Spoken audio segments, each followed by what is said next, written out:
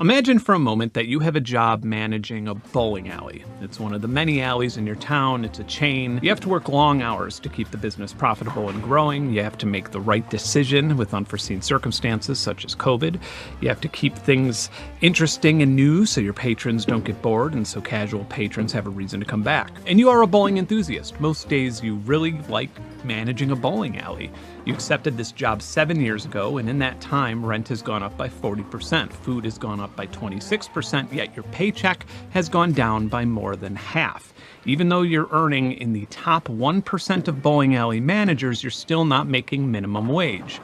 What would you do? I would hope that you would quit. The reason I'm using this particular metaphor is because I went bowling the other day at a bowling alley near my house, and it was filled with signs apologizing for the staff shortage and offering up to $19 per hour plus benefits to work the front desk. In reality, this bowling alley management position I put you in starts with a salary of around $70,000 plus benefits. In reality.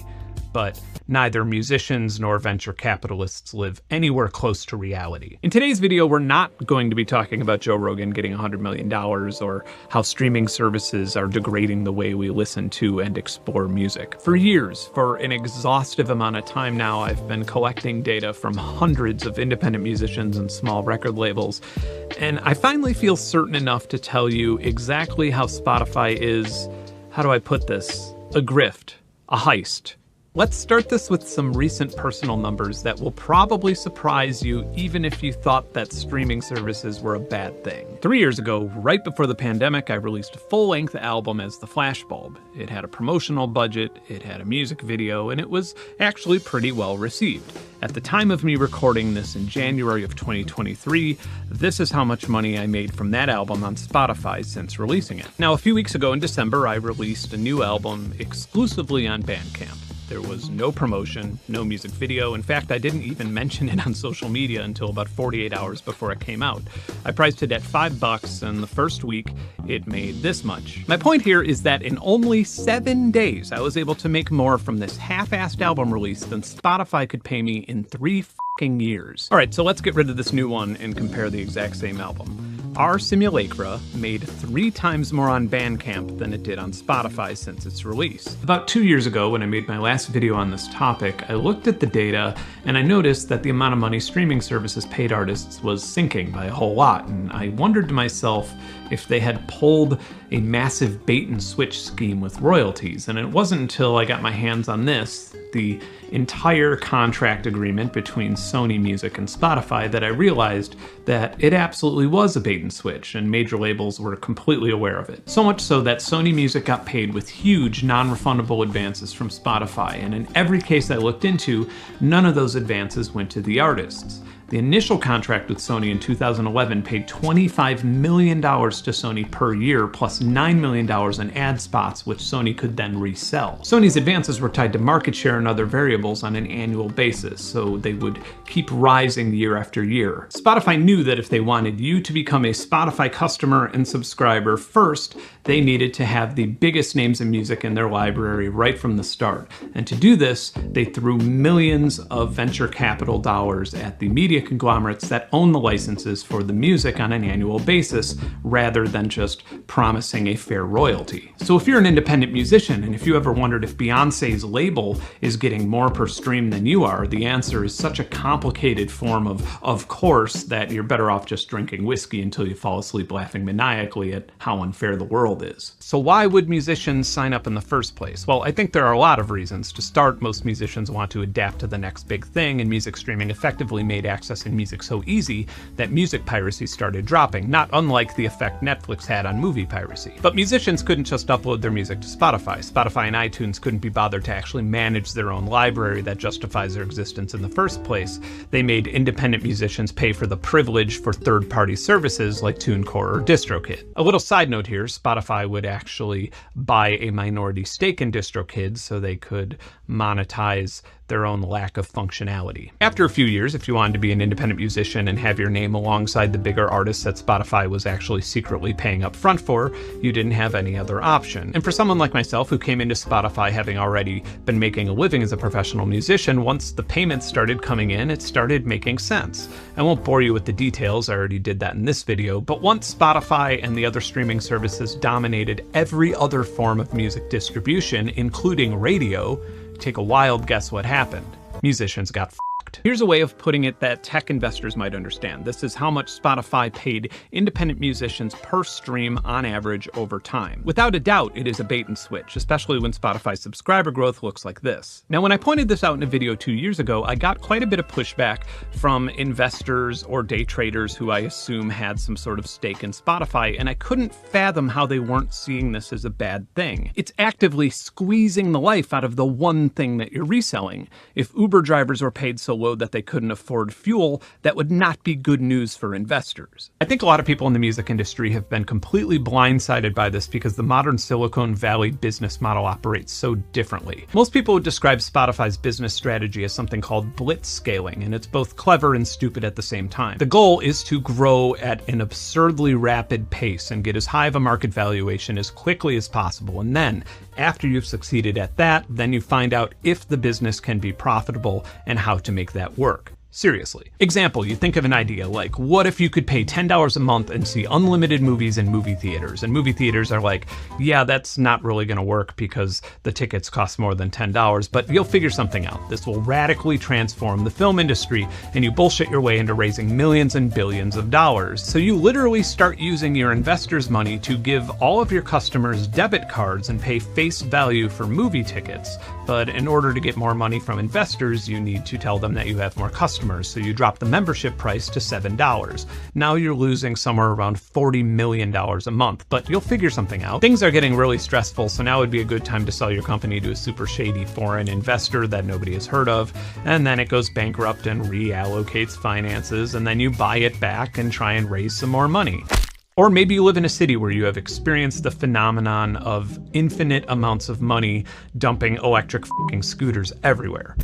Does that seem like a profitable business venture to you? Most investors know that it's not, but they don't care. It's just a matter of buying low and selling high. When a business is founded on blitz scaling or fast scaling, if growth slows down before a profitable business model is discovered, everything goes kaput. It's all or nothing. So the top priority above all other things is to keep growing. And in cases such as MoviePass or Uber, the customer gets a slight lifestyle upgrade paid for by a pool of venture capital investments. Now in Spotify's case, the venture capital allowed the initial membership fees to be low and the royalties to be relatively high. That way more artists would get on board and keep their music there. But since Spotify wouldn't dare risk slower growth of subscribers, their immense losses are bandaged and subsidized from independent musicians, both by cutting their royalties and charging them for listing prioritization on things like the Marquee program. Unfortunately, due to Spotify's market share and absolute dominance and presence on everybody's phones, as a result, the perceived value of music in general has dropped to unsustainable levels. And an extremely optimistic take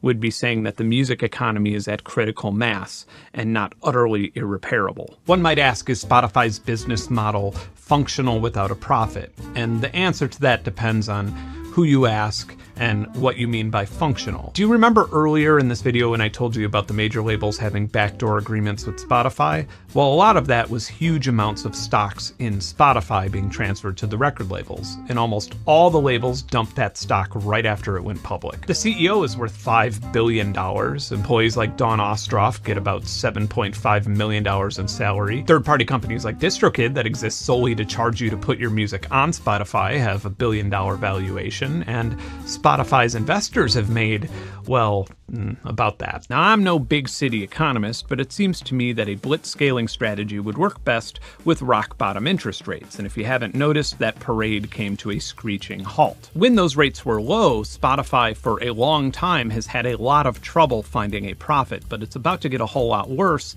and this isn't news to most investors. But the much bigger issue with the streaming platform business model that investors seem to be wildly ignoring is that None of these platforms own any of the assets that they're reselling. They don't even have a license for them for the next fiscal year. Let's say that there was some sort of, I don't know, a viral Reddit post that created some sort of pseudo-online musician union, or let's just say that Joe Rogan said something else completely insane that was the straw that broke the camel's back. If there was just some sort of small movement or occurrence where a few thousand independent artists with fan bases similar to mine decided to remove their music from Spotify today, it very well could create a snowball effect with subscribers. And of course, as a customer, if you put your AirPods in and picked up your phone expecting to hear some artists that you're accustomed to listen to and all of a sudden weren't able to find them, you're not going to recite your loyalty to Spotify. You'll just use a platform that has the artists you listen to. The point is, this platform is extremely fragile, and it is increasingly neglecting the only asset that it has. If you're an investor who has a stake in Spotify or music streaming platform, and you think that there's a chance that they will stabilize and eventually make a profit,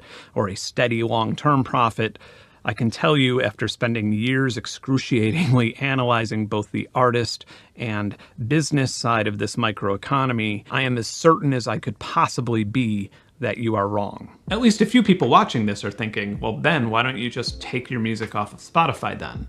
Because I get those comments every single time I mention any of these problems. But I also get plenty of messages asking me to put more of my albums, especially my older albums, on Spotify. And in this last week, I've had plenty of people complaining that my newest album isn't there. It's a double-edged sword. I want to stop being part of the system, but I also don't want to take it out on my listeners, most of whom believe that they're adequately supporting artists by listening to them on a streaming service. For me, at least, I don't think that folding my arms and saying anyone that subscribes to Spotify is part of the problem is helpful. I think that making videos like this and being a broken record every time somebody asks me about these things is helpful. But the truth is that if everybody stopped using streaming services right now, they'd have what? Bandcamp, iTunes, piracy. None of these are adequate replacements. So what do we do? If you're an Apple Music customer, or if you thought that switching to Apple Music was a solution, nope, they've been doing the exact same thing. Independent artists are making an average of 32% less per stream than when most of them put their music on the platform. In fact, Apple Music launched with a pseudo-internal blitzscaling method. They tried to bring in a bunch of subscribers with a 3-month free trial with no intention of paying artists during that period. They were subsidizing growth through royalties because they otherwise would have had to spend their own money. Tidal though, right? It was built by artists to be fair to artists. Wrong. For me, personally, Tidal, when they've actually paid out, is now paying 51% less per stream than when I signed on. All right, let's get to the center here. This is important. The streaming business model simply does not work. Any future platform of this type will need a similar strategy in order to gain a sizable market share that could promise to reach profit in the long term. And beyond that, even with iTunes or Amazon Music or Bandcamp, these are for-profit companies. It is their legal duty to their investors to eventually pay as little as they can possibly get away with while charging as much as they can. It's still completely botched. Capitalism only works when there's scarcity. We have concocted insane, unconstitutional laws that make you a criminal for humming a song in public or transferring a file to try and force it to work without scarcity. Capitalism, above all things, requires growth. And the function of intellectual property is the opposite to growth. It's about monetizing intangible things and then trying to profit by limiting who has access to them. The only way that this makes money is when you sidestep it by selling convenience, novelty, or if you're simply making people too scared of punishment from their government to share information with one another. The sooner that artists, intellectual property holders, and investors can accept and digest this, then the sooner we can build a music industry that doesn't collapse every single decade. If you're a musician or any type of artist that tries to make a living off of their work, this all probably sounds like really bad news, but it's not. A post-scarcity society is considered utopian. In 1999, something really important happened. A group of college students made an incredibly easy way to share music files that didn't require a web host. I think everybody in the tech and business world saw the potential that an MP3 file has, and then companies like Apple regurgitated it into crap like iTunes. But in this colossal change of the music industry, they conveniently glossed over the most important part: decentralization. It turns out that we don't need Apple or Sony Music or Spotify to listen to music, and it exposed the reality of intellectual property that I had just mentioned. It turns out that we also don't need Twitter Incorporated or Meta or Facebook or Elon Musk or Mark Zuckerberg or even YouTube. All of these things can be done without a private data center, CEOs, or even copyright, and as long as we have a free market, it eventually will be. And surprisingly, recently nonprofits are actually accelerating this. Things like Signal and Mastodon are great examples of nonprofit projects that function far more efficiently than what they're trying to replace because there isn't a profitable business to manage. And no, the mention of decentralization here has nothing to do with cryptocurrencies or NFTs, nor should it. The whole idea here is to build an economy that supports individuals, that create things that you enjoy, not concoct more ways to profit off of artificial scarcity. So, what should we do in the meantime? I think that if you are a subscriber to a streaming service, now might be a good time to cancel that subscription and enjoy the novelty of finding a music file player that you enjoy and doing some exploring to find some new music that you like without an algorithm supplying it for you. By the way, I don't think Bandcamp will solve these problems. I don't think Epic Games bought them because they love music so much. I think they'll eventually find a way to squeeze as much profit as possible out of it. But in the meantime, it does pay rather fairly, and it's a great place to find new music on your own. I've always used it in my browser, but the app allegedly supports direct streaming now. As for musicians, encourage your fans to support you elsewhere. Let them know that that helps you create more material that they enjoy. You could drive the point in a bit more by not releasing music on streaming services at all, or you could make a gentler point by releasing music on streaming services a few months or weeks after you release them on Bandcamp or your own platform. Just this last week, I tried uploading a slightly limited version of my newest album to Spotify, and surprisingly, it got someone's attention and wasn't very well received. I can't really speak publicly about that conflict at the moment, but to me, it's good news to not be completely ignored, even if the only attention Daddy is giving me is when I misbehave. More, if not most importantly, we're musicians because we love making music. It's as simple as that. There's nothing further from the purity and beauty of making music than the dumpster fire of a tech company blitzscaling. When the music streaming model collapses, and it will, we'll still have this gift. And hey, speaking of supporting artists, I have a Patreon and it's connected to a Discord community. We do monthly songwriting challenges, we play games, we talk about things like decentralized music streaming. For the last year, they've been hearing me complain about the struggles of starting a 501c3 to do this very thing, but also there's loads of audio assets and over 34 hours of unreleased music. It's awesome, and you can join us for as little as $1. I'm out. Keep creating. Bye.